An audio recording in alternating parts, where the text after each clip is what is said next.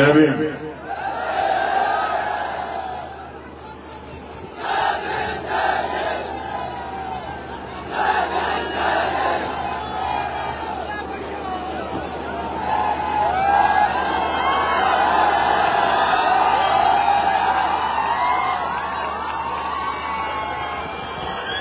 ये जो मेरे दाईं तरफ जो नौजवान खड़े हैं,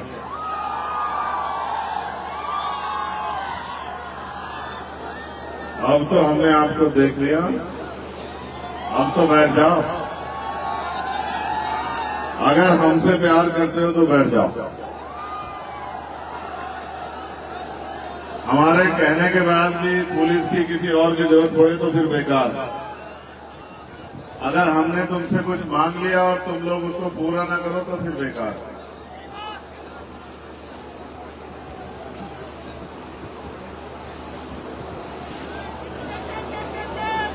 बैठ जाओ। तुम्हारा नाम नहीं लिया गया? ये बाईं तरफ वालों को भी देख लिया मैंने। अब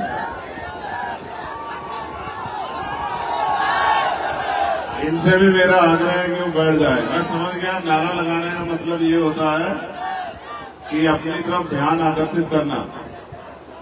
तो ध्यान आकर्षित हो गया, लेकिन अब बैठ जाओ। अब कोई खड़ा नहीं रहेगा। जो खड़ा रहेगा माना जाएगा कि वो हमारा आदमी नहीं है। यहाँ जो भी खड़ा है उसको हम इसी तरह देखेंगे कि वो हमारा आदमी, क्योंकि जो हमारा आदमी है वो तो हमारी एक बार की बात को मान लेता है।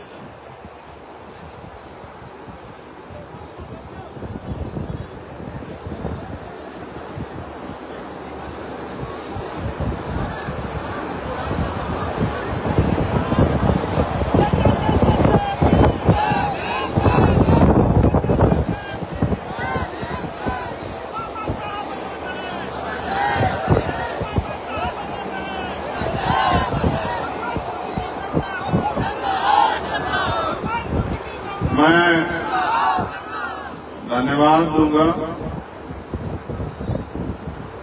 आज के इस कार्यक्रम के जो आयोजक साथी हैं,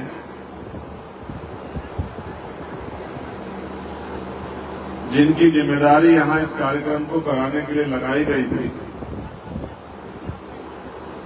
भाई राहुल भारती जी, मनोज चौधरी जी, हमारे जिलाध्यक्ष देवेश कुमार जी, इस्लाम राणा जी, पंकज मौर्य जी, वसीर खान जी, अनिल कुमार जी, अजय आजाद जी, राम नेवल घोष जी, केशव राम जी, मिल्कीपुर विधानसभा के अध्यक्ष विष्णु प्रताप जी, गुलशन भारती जी, असलम भाई, ओम प्रकाश, भाई मुकेश गौतम जी, दूधनाथ यादव जी, अमित गुर्जर जी, राजकृष्ण मिथुन जी, हमारे जोन के प्रभारी अवनीश निगम जी, आबिद जी, अरबाबुल हक जी, ब्रजेश यादव जी,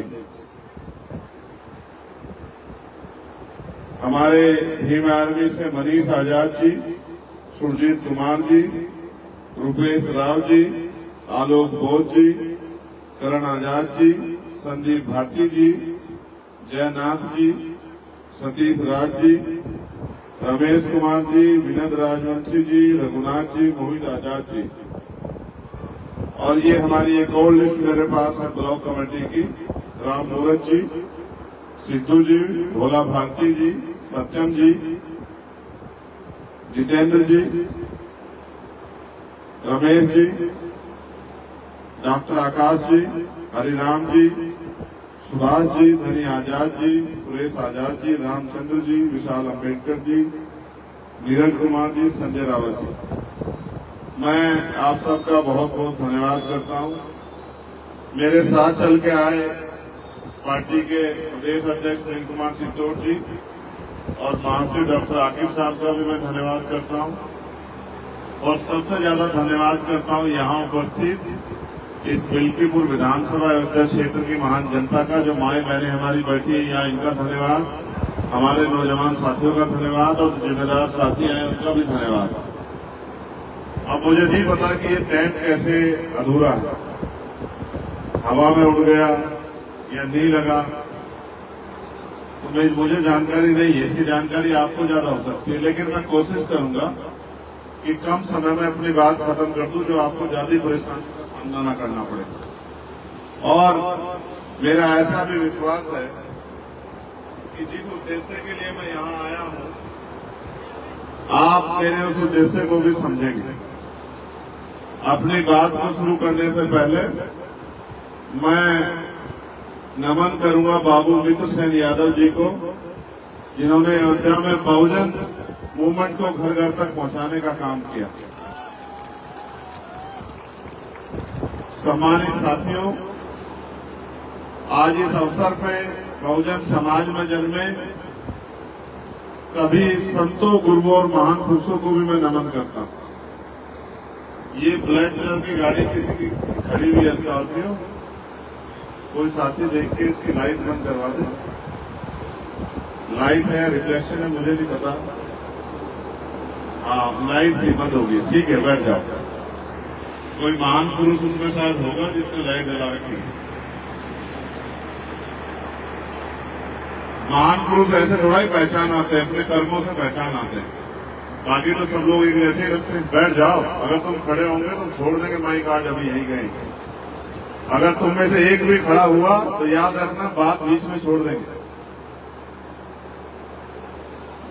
बैठ जाओ। और तुम लोग भी मत खड़े हो जाते, वॉलेंटियर साथी पीछे आ जाओ, वहां से हटो। तुम लोग तुम्हें देख के खड़े हो रहे वो लोग। बस अब तुम में से एक भी खड़ा नहीं दिखना चाहिए। तुम में से एक भी खड़ा दिखा तो समझो वहीं बात रोक दी जाएगी, और जो खड़ा हो जाए उसको आराम से बिठा लेना। ये देखो, ये धूप में तुमसे ज्यादा ताकतवर तरीके से बैठे। तो बहुजन समाज में जन्मे सभी संतों, गुरुओं और महान पुरुषों को नमन करते हुए मैं आज यहाँ मिल्कीपुर में अयोध्या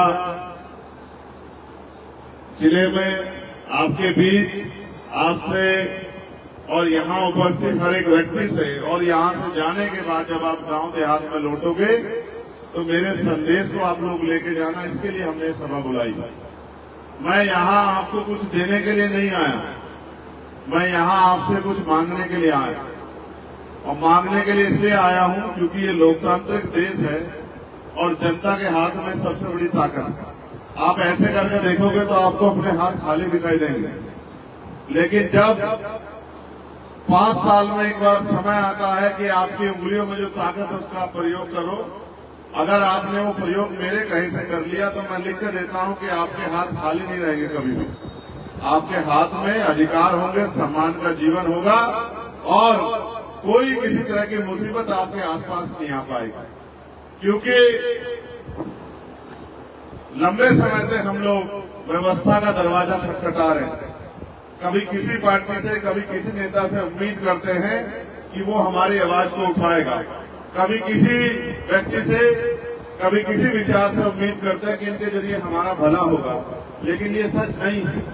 अगर आप चाहते हैं आपका भला हो तो भला तभी संभव है जब आप डॉक्टर बाबा साहब अम्बेडकर के संविधान को इस देश में लागू कराओ। जब इस देश में डॉक्टर बाबा साहब अम्बेडकर का लिखित संविधान लागू होगा और देश संविधान के हिसाब से चलेगा, तभी जाके आपकी जिंदगी में बदलाव आएगा। और संविधान को लागू वही करा सकते हैं, संविधान को जिम्मेदारी से वही चला सकते हैं जो सत्ता में होते हैं। लोकतंत्र में वोट के आधार पर सत्ता तय होती है। इतनी भारी संख्या में नौजवान यहाँ आए हैं और वहाँ ऊपर कोने कोने तक बैठे हैं। इधर भी बहुत दूर दूर तक पूरे ग्राउंड में फैले हुए हैं, वहाँ सामने तो किसी छत पर चढ़ के बैठे हुए हैं। लेकिन आप मुझे बताओ, क्या आज देश में गरीब को सम्मान की जिंदगी मिल रही है क्या? बताओ, मिल रही है क्या? और अगर मिल नहीं रही है तो ये तमाम सरकारें और तमाम नेता और ये किस काम के हैं? जनता के। आप महसूस करके देखो, महसूस करके देखो। जो बुनियादी जरूरत है हमारी एजुकेशन, शिक्षा, अभी शिक्षा का बजट जारी हुआ तो शिक्षा का बजट सरकार ने कम कर दिया। क्यों कम कर दिया? कि हमारे देश में बहुत अच्छी शिक्षा मिल रही है, बजट कम कर दिया। बजट इसलिए कम कर दिया क्योंकि सरकार को लगता है कि बजट बढ़ेगा तो ग्रामीण क्षेत्रों तक भी अच्छे स्कूल कॉलेज खुलेंगे, जो आवश्यकता है टीचरों की पूरी होंगी। तो इससे होगा क्या कि गरीब का बच्चा भी पढ़ेगा और पढ़ लिख के डॉक्टर, इंजीनियर, वकील, जज बन के इस देश में अपने और अपने परिवार के लिए स्वाभिमान सम्मान की जिंदगी प्राप्त करेगा, रोटी रोजगार की व्यवस्था करेगा। और सरकार नहीं चाहती कि गरीब लोग जो है रोटी रोजगार प्राप्त करें या सम्मान का जीवन जिए। इसलिए जो हमारा सबसे बुनियादी हथियार है, आप याद करके देखो, बाबा साहब अम्बेडकर ने क्या कहा। उन्होंने कहा शिक्षा शेरनी का वो दूध है जो भी पिएगा वो दहाड़ेगा। लेकिन आप महसूस करो, ये बात अभी मैंने 2 दिन पहले पार्लियामेंट में कही थी कि बाबा साहब ने कहा था कि शिक्षा शेरनी का वो दूध है जो पिएगा वो दहाड़ेगा। अगर मैं आज पार्लियामेंट में खड़ा हूं तो इस शिक्षा की वजह से खड़ा हूं, या फिर जो जनता ने मुझे वोट देके भेजा इस वजह से खड़ा हूं। आप ये बताओ, क्या कोई गरीब का बेटा डॉक्टर, इंजीनियर बन सकता है इस देश में? अगर सरकारी कॉलेज में नंबर नहीं आया तो करोड़ों रुपए की डोनेशन लगती है। हर माँ बाप चाहते हैं उनका बेटा डॉक्टर, इंजीनियर बने, तो बनेगा कहाँ से जब सरकारी स्कूल तो गवर्नमेंट बंद कर रही है और प्राइवेट स्कूल बड़े बड़े खुल गए हैं। और प्राइवेट स्कूलों में शिक्षा इतनी महंगी है कि लाखों लाखों रुपए का खर्चा कोई गरीब परिवार वहन नहीं कर सकता है। जिस देश में 80 करोड़ लोग सस्ता राशन, 5 किलो राशन लेके अपना जीवन यापन कर रहे हो, यानी कि रोटी रोटी पे जी रहे हो, आप महसूस करो क्या वो अच्छी पढ़ाई अपने बच्चों की करा सकते हैं? बताओ, करा सकते हैं? सोचो, महसूस करो, इस देश में लाखों लोग अच्छा इलाज न मिलने के कारण मर जाते हैं। और ये अच्छा इलाज क्यों नहीं मिलता? सरकार को तो हम बराबर का टैक्स देते हैं, फिर अच्छा इलाज क्यों नहीं मिलता? अच्छा इलाज इसलिए नहीं मिलता कि अच्छा इलाज आज के समय में चाहिए तो प्राइवेट हॉस्पिटल में जाना पड़ेगा। और प्राइवेट हॉस्पिटल में कौन जा सकता है? जिसकी जेब में पैसा है। और पैसा किसकी जेब में है? देश के 80 करोड़ लोग तो 5 किलो राशन पे जिंदगी जी रहे हैं। देश के 80 करोड़ लोग से ज्यादा लोग तो साल महीने में 10,000 रुपए भी नहीं कमाते हैं। उनकी न्यूनतम वेतन तो साल भर का 1 लाख रुपए भी नहीं है। तो आप मुझे बताओ कि वो लोग अच्छा इलाज करा सकते हैं क्या? अभी प्राइवेट हॉस्पिटल में जाओगे तो डॉक्टर कितने पैसे का पर्चा बनाता है? कितने पैसे का? कहीं 200 रुपए का, कहीं 400 रुपए, कहीं 500 रुपए का। और कहता है अगर रात को दिखाना है इमरजेंसी में तो 2,000 रुपए लगेगा फीस। कहता है नहीं कहता? आप बताओ कि अगर 2,000 रुपए फीस देने की स्थिति होती तो इस देश में लोग 5 किलो राशन पे अपनी जिंदगी चलाते हैं। तो कितने ही लोग सड़क पे मर जाएं, एक्सीडेंट होकर मर जाएं, अस्पताल में मर जाएं। अस्पताल में दवाइयां नहीं है, डॉक्टर नहीं है, कोई टेस्ट अस्पताल में नहीं होता। और तो और हमारे नेता लोग भी बैठे हैं। आप महसूस करके देखो, जिस डॉक्टर के पास जाओगे वो कहेगा टेस्ट हमारी लैब से होगा। कहता है नहीं कहता है? मैं किसी दूसरे की रिपोर्ट को नहीं मानूंगा, मैं अपने आप टेस्ट कराऊंगा। यानी कि एक और चोरी, एक और डकैती। भाई ये बताओ गरीब लोग जाएंगे कहाँ? और सरकारें बजट कम कर रही है हेल्थ का, सरकारें एजुकेशन का बजट कम कर रही है। तो मेरी समझ में ये आता है कि ऐसे रास्ता निकलने वाला नहीं है। आप लंबे समय से लोगों पे भरोसा कर रहे हो और ये लोग आपकी वोट को लेके अपने आप पैसे वाले बन के बड़े बड़े कोठी बंगलों में चले जाते हैं, बड़े बड़ी गाड़ियों में घूमते हैं, तमाम तरह की सुख सुविधा प्राप्त करते हैं। और इस गरीब समाज जिससे उठकर जाते हैं उस समाज की तरफ पलट के नहीं देखते। तो आपकी मेरी जिम्मेदारी होती है कि ऐसे लोगों को कुर्सी से हटा के और आपके काम करने वाले लोगों को मौका दिया जाए। आज मैं जब ये देख रहा हूँ नौजवानों को, तो मुझसे मीडिया के लोग कहा करते थे 1 साल पहले, और क्या कहते थे कि चंद्रशेखर आजाद साहब आपके साथ तो सब नौजवान लोग लगे हुए हैं, ये नौजवान लोग क्या कर लेंगे? तो मैं इनसे कहता था कि संघर्षों के साए में घनघोर जवानी पलती है और जिस ओर जवानी चलती है उस ओर जमाना चलता है। ये मेरी बात को मानते नहीं थे, लेकिन जब नगीना में आपने अपने मेहनत प्रयास से और अपना सांसद जिता दिया तो अब ये लोग मुझे कहने लगे हैं कि ये नौजवान तो अब उत्तर प्रदेश की काया बदल के रख देंगे। ये नौजवान तो जब इन्होंने सांसद जिता दिया तो अब ये अपने विधायक जिता के भी अपनी राजनीतिक ताकत उत्तर प्रदेश में बना सकते हैं और गरीब को उनका हक अधिकार दिला सकते हैं। तो ये जो जवानी या नौजवान बैठा है, मैं इनसे पूछना चाहता हूँ, क्या ये गरीबी बेबसी की जिंदगी अच्छी लग रही है? क्या इस गरीबी बेबसी की जिंदगी में मजा आ रहा है? कभी आपने मुख्यमंत्री जी की रैली देखी है क्या? अगर देखी हो तो बताओ, ऐसा टेंट होता है क्या? ऐसा टेंट होता है क्या? और कैसा टेंट होता है? हमारे बदन पे पहने हुए कपड़ों से भी अच्छे कपड़े का टेंट होता है नहीं होता बताओ? और बड़े बड़े सोफे, एसी, कूलर और ये और वो और पानी और सब चीज। और यहाँ देखो, क्योंकि ये गरीबों की रैली है, गरीबों की, ये गरीबों की, कमजोरों की रैली है, इसलिए ना टेंट है, ना बड़े बड़े गद्दे कुर्सियां हैं, ना एसी लगा हुआ है, पंखा भी, लाइट चली गई ऐसा लग रहा है। उत्तर प्रदेश में वैसे तो लाइट आती नहीं है, और आती भी है तो सोने के तारों में आती है। बिजली का बिल इतना आता है कि गरीब की जेब कट जाती है। तो पंखे भी जो चल रहे हैं इस हवा से चल रहे हैं जो कुदरत चला रहे हैं। मैं आपसे कहना चाहता हूं, हम तो मेहनतकश लोग हैं, किसान मजदूर समाज से आते हैं। हमने तो इससे पूरे दिन देखे हैं, गर्मियों में पसीना बहा बहा के कुछ पैसे कमा के अपने पेट का, अपने परिवार का पेट पाला है। ये गर्मी हमारा कुछ नहीं बिगाड़ सकती। लेकिन मैं आपसे पूछना चाहता हूं, क्या इस देश में हमें सुख सुविधा लेने का अधिकार है या नहीं है? क्या हमें सम्मान से जीने का अधिकार है या नहीं है? क्या हमारी माँ बहनों को इज्जत की जिंदगी जीने, सम्मान की जिंदगी जीने का अधिकार है या नहीं है? बताओ।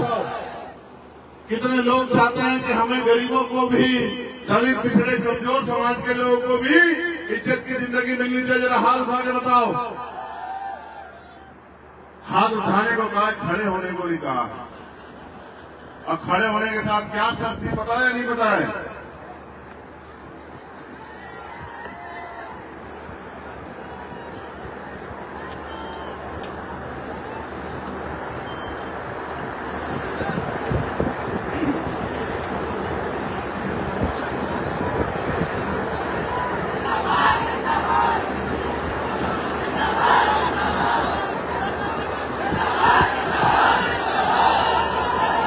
चाहे अपनी बात को रखे, बताओ।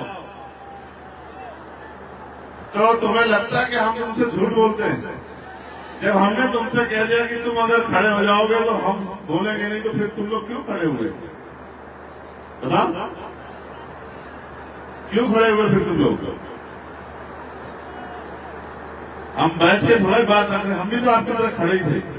लेकिन जब आप पे बैठने का अवसर है तो क्यों नहीं बैठ रहे?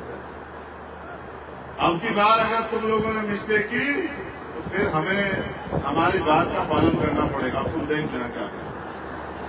तो मैं आपसे कह रहा था कि गरीबों को भी इज्जत की जिंदगी जीने का अधिकार मिलना चाहिए, मगर मिलेगा कैसे? मांगने से। या क्या मिलता है? क्या मिलता है मांगने से? मांगने से मिलती है भीख, और भीख मांगने वाले क्या कहते हैं? तो कब तक आप इस भीख के चक्कर में पड़ जाओगे? लोकतंत्र में वो शक्ति है कि जो हाथ आपका आज मांगने की तरफ है, अगर वोट से ताकत बना लोगे तो मांगने वाले भी लोगे देश में, देने वाले बन जाओगे। जिस दिन देने वाले बन गए उस दिन आपको गर्मी में तपना नहीं पड़ेगा। बताओ, नौकरी देने की शक्ति किसके पास है? मेरे पास है या सरकार के पास है? बताओ। बताओ, रोजगार देने की शक्ति किसके पास है? मेरे पास है, सरकार के पास है? बताओ। बताओ, अच्छा हॉस्पिटल बनाने की शक्ति किसके पास है? मेरे पास है, सरकार के पास है? बताओ। बताओ, उद्योग धंधे लगाने की शक्ति किसके पास है? मेरे पास है, सरकार के पास है? बताओ। बताओ, अच्छा स्कूल खुलवाने की जिम्मेदारी किसके पास है? ताकत किसके पास है? मेरे पास है, सरकार के पास है? बताओ। सब कुछ तो सरकार के पास है। और आप अगर अपनी ताकत नहीं बनाओगे, आप सरकार नहीं बनोगे, तो कैसे बदलाव हो जाएगा भाई? अब मैंने कहा, मेरी बात पे गौर करो, मैंने पार्लियामेंट में कहा कि भारत में बदलाव तब तक नहीं होगा, गौर से सुनना, जब तक इस देश में अच्छी शिक्षा व्यवस्था तब तक नहीं होगी, जब तक प्रधानमंत्री से लेकर और प्रधान का बेटा सरकारी स्कूल में नहीं पढ़ेगा, तब तक इस देश में अच्छी शिक्षा गरीबों को नहीं मिल सकती। जब प्रधानमंत्री से लेके, मुख्यमंत्री से लेके, राष्ट्रपति से लेके, राज्यपाल से लेके सारे मंत्री, विधायक, सांसद, जिसमें मैं भी, और जितने क्लास 1, क्लास 2, क्लास 3, क्लास 4 के अधिकारी हैं, जितने भी वो नेता हो, अभिनेता, जितने लोग हैं जो सरकारी सुरक्षा लेते हैं, सुविधा लेते हैं, तनख्वाह मिलती है, मानदेय मिलता है, जब तक उनके बच्चे सरकारी स्कूल में नहीं पढ़ेंगे तब तक इन सरकारी स्कूलों में सुविधा नहीं आने वाली। क्योंकि सुविधा तब आएगी जब एक ही कमरे में क्लास 4 के बच्चे बैठे होंगे, एक बच्चा मुख्यमंत्री जी का होगा, दूसरा बच्चा कलेक्टर साहब का होगा, तीसरा बच्चा एसएसपी महोदय का होगा, चौथा बच्चा सीओ महोदय का होगा, पांचवा बच्चा हमारे जैसे किसान मजदूर के परिवार का होगा, छठा बच्चा सफाई सफाई का काम करने वाले का होगा, और सातवां बच्चा खेतों में मजदूरी करने वाले का होगा। जब तक ये नहीं होगा तब तक अच्छी शिक्षा नहीं आएगी।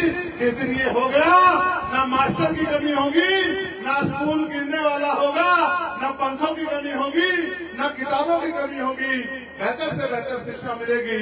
ये होगा बदलाव। और फिर अच्छा इलाज कब मिलेगा? जब राष्ट्रपति से लेके और गांव में रहने वाले प्रधान के बच्चे का भी इलाज और उनका खुद का इलाज भी सरकारी अस्पतालों में होगा। तब आएगी सरकारी अस्पतालों में सुविधाएं। कैसे? अगर मुख्यमंत्री जी बीमार हो जाएगा तो नहीं करता, हमारे यहाँ अच्छे मुख्यमंत्री बेचारे बीमार हो जाएं, लेकिन क्योंकि ये तो बीमारी आदमी के साथ होती है, मैं उदाहरण के तौर पर कह रहा हूँ, अगर कोई भी नेता बीमार हो जाए और उसको प्राइवेट हॉस्पिटल में ना जाने जाए, सरकारी हॉस्पिटल में लाया जाए, तब उसको पता लगेगा कि सरकारी हॉस्पिटल की स्थिति कैसी है। ना डॉक्टर है, ना दवाई है, ना कुछ है, ना कुछ है।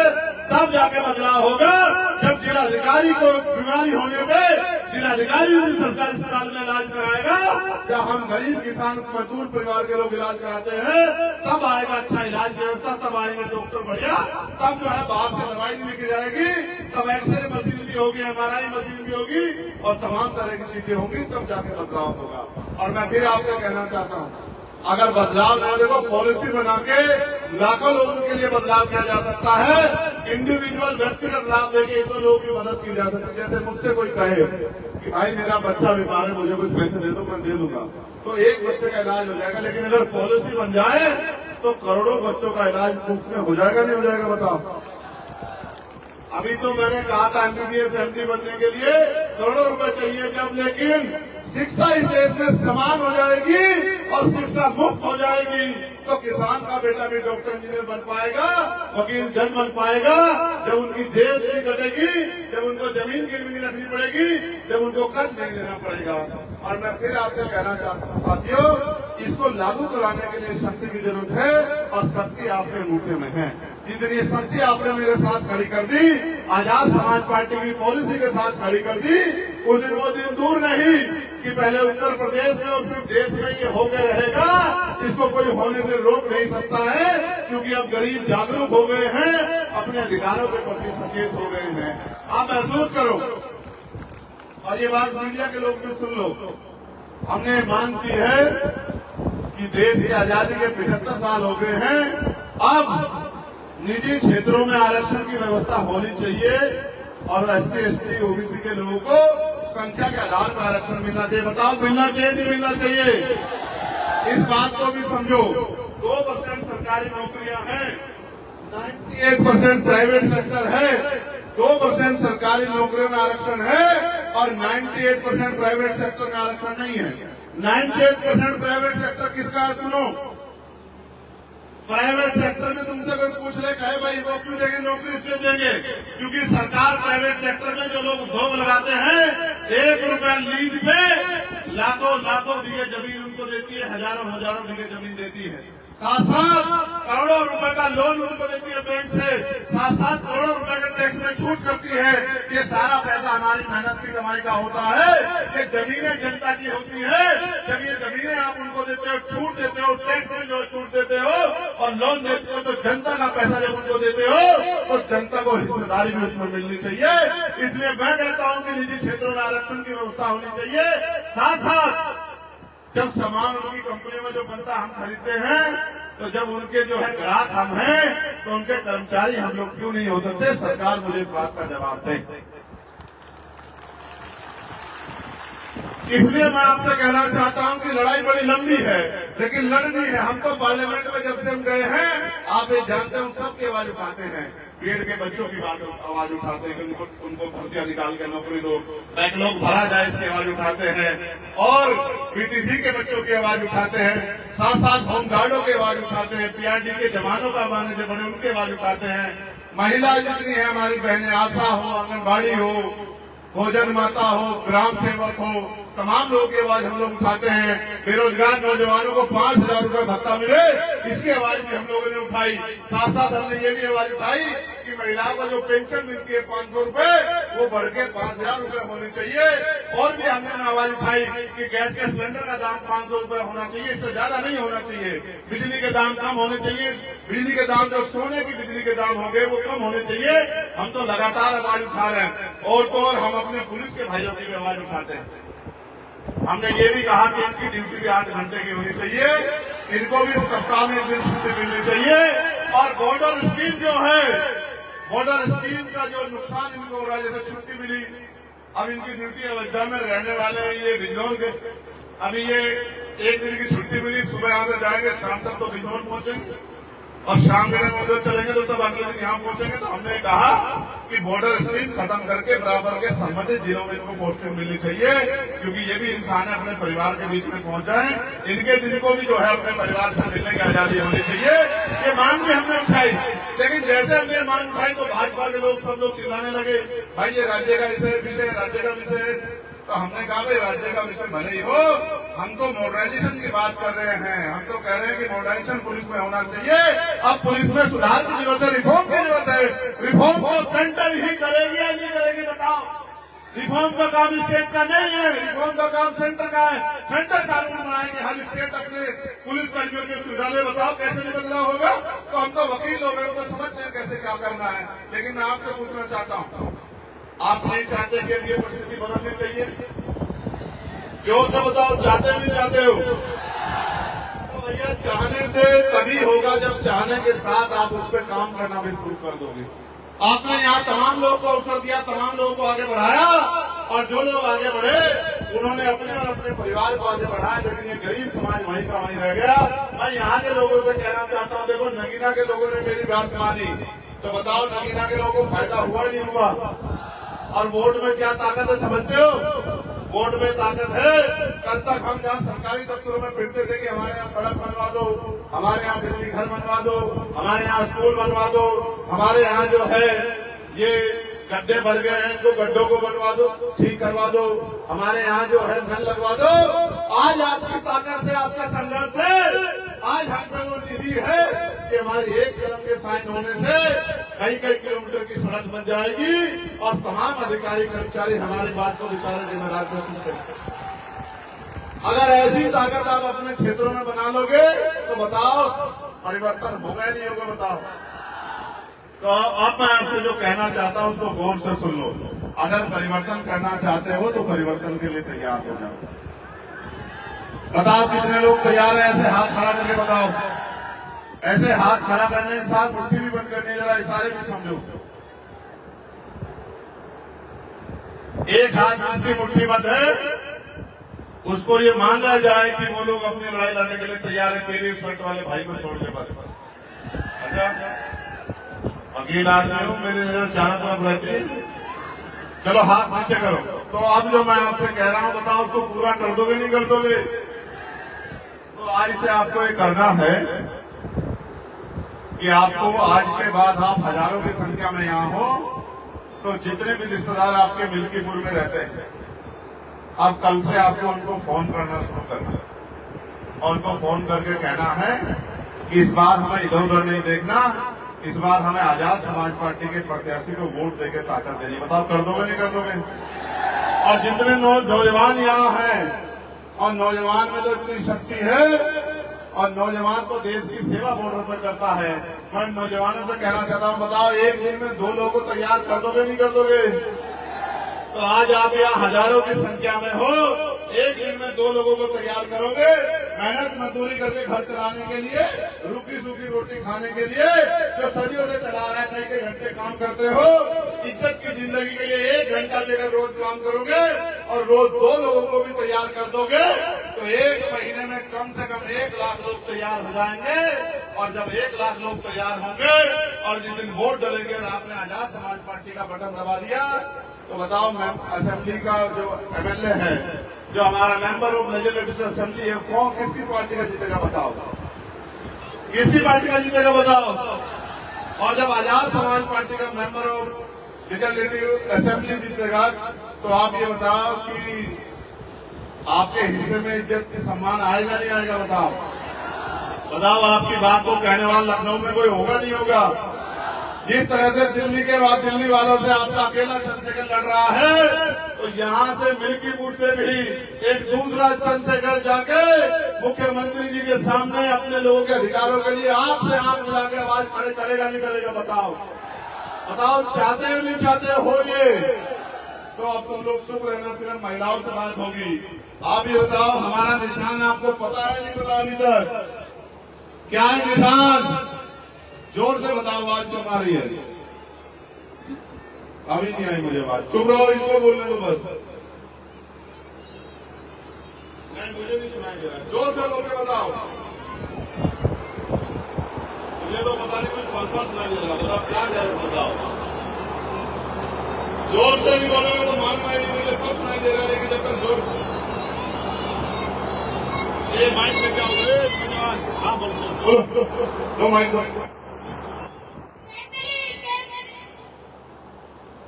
बताओ क्या है निशान? बताओ निशान क्या है? बताओ हमारा निशान क्या है? बताओ। पीछे वालों को तो पूछो, किसी को पता है?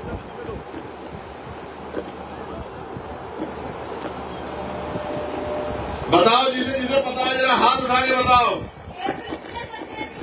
केतली पक्का? अरे ठीक है, माइक बंद करो।